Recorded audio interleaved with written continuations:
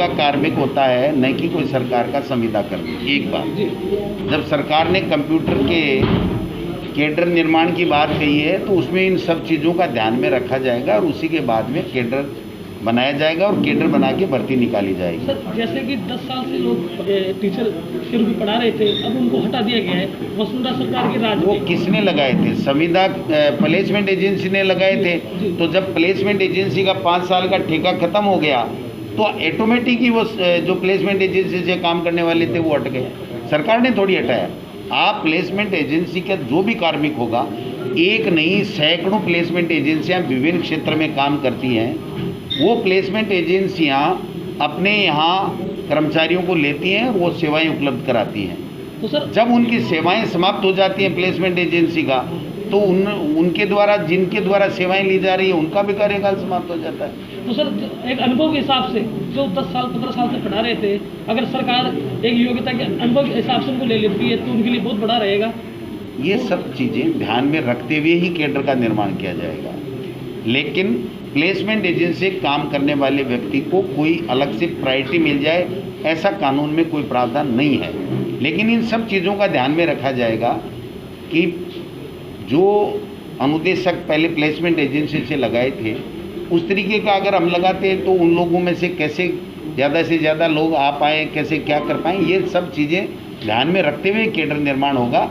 लेकिन किसी भी सरकारी नौकरी में जो योग्यता निर्धारित होती है कानून के मुताबिक, उस योग्यता में और कंपटीशन में उसका आना जरूरी होता है।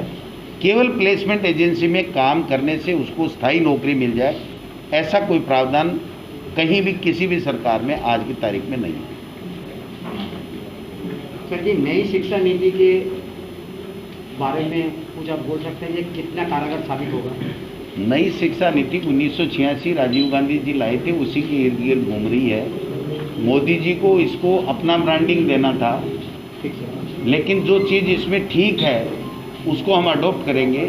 जो चीज़ लोगों के खिलाफ है, उनकी मानसिकता के खिलाफ है, जैसे इंटरव्यू दोबारा कर दिया।